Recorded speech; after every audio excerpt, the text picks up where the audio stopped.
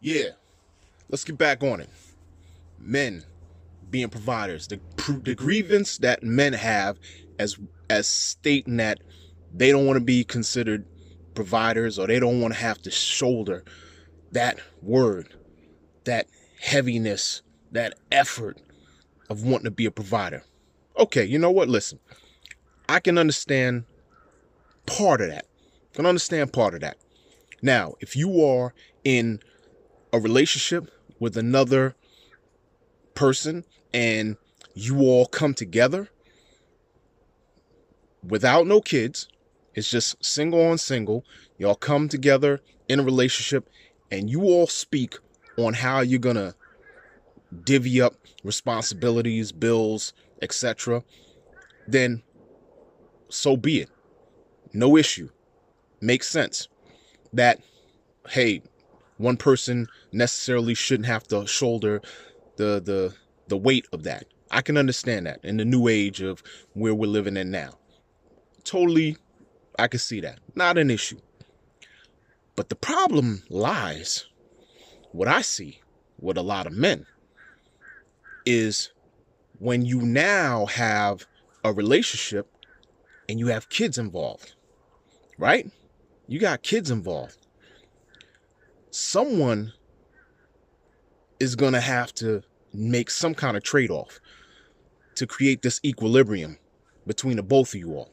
I'm going to tell you from past experiences, from what I used to watch or what I've seen and been around with single mothers. I used to always think about my mom when I had my child. And I used to be like, man, you know what? Being a single mom is something serious. I mean, when I had my son, just to have a break, you were looking for just to be able to have a break of having to be with your kid 24/7. Imagine a single mom, there was no break. Fortunately for me, with my son's mother, ex-wife, she was able to take him and have him for, half of the month. So we would have this type of shared parenting, shared time. And that was a saving grace. Because again, as a single mom, when I looked at my mom, she had no break. She always had to be involved with her kids. She always had to take care of be responsible for her kids, being at all her kids, school functions, doctor's appointments, taking care of the bills, all that stuff. And not really any help or real assistance from the other maker, my pops. You know what I mean? And, these videos are going to keep coming because we're going to talk about that. We're going to talk about inactive parents on both sides. Inactive parents on both sides. But part of what I'm talking about is when you say that you have a grievance about wanting to be a provider and you don't factor in that if you have a child that you're expecting normally the woman to be the one that has to raise the kid and go to work, right? Because you're not saying, hey, you know what, listen, you could stay at home. Most men aren't saying that. Some men do say that. Some men are in that position, but most men aren't saying that. So you're not saying that, hey, you know what, listen, I understand you got to raise the kid.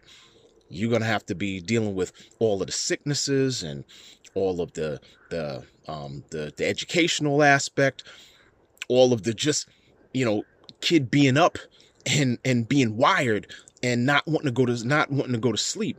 And you have to tend to that energy.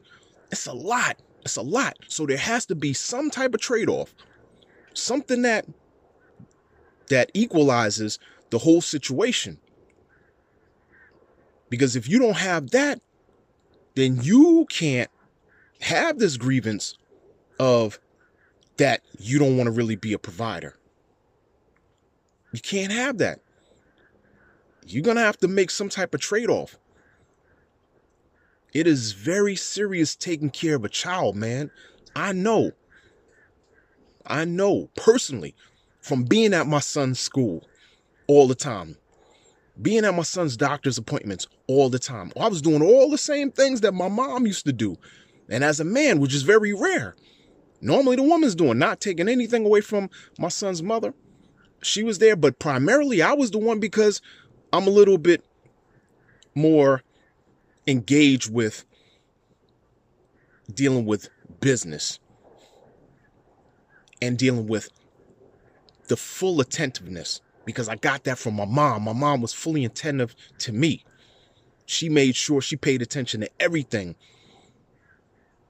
that I went through, what I looked like when I came home from school. She was looking to see if there were scars on me or checking on my mental health, all that stuff. So I embody that same thing from my mom. I got that from my mom. So if you are a male like that, who is going to contribute to raising your child, so be it. Then you can have that conversation of saying that, hey, I don't really need to be the full provider, because I'm also cutting the slack because I'm taking care of the child and shouldering that responsibility. So men, I'm not saying that this provider stick or this category continues or needs to continue into this new age or this new generation. I'm not saying that. But what I'm saying though is that there has to be some compromise. There absolutely has to be some compromise. If you're not willing to compromise, then for one, you don't even need to be in a situation. You don't need to be in no relationship. And I'm going to tell you flat out, there is no, what is the word I'm looking for? Man, I just blanked out there. There's no possible negating or taking away from when you have a child. There is no exception. That's the word I was looking for. Man, I blanked out that much. There's no exception to that at all. None whatsoever.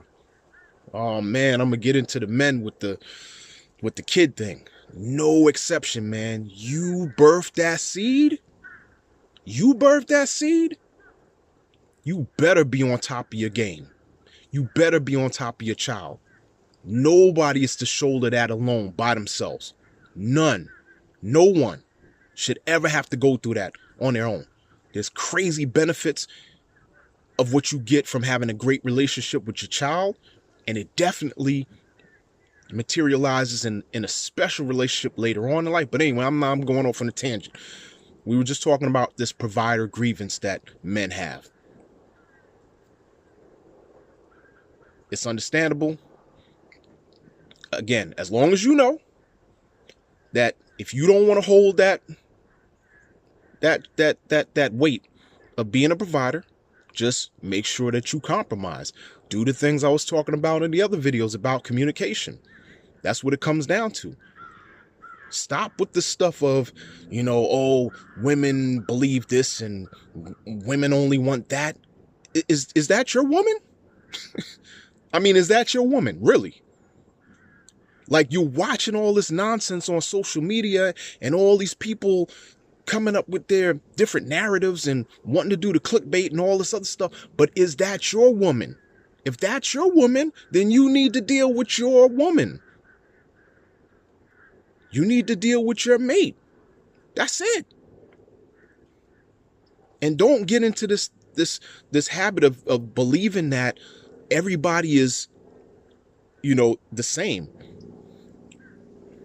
Everybody, has the same tendencies, or you generalize women as, oh yeah, you know what? That's what I go through.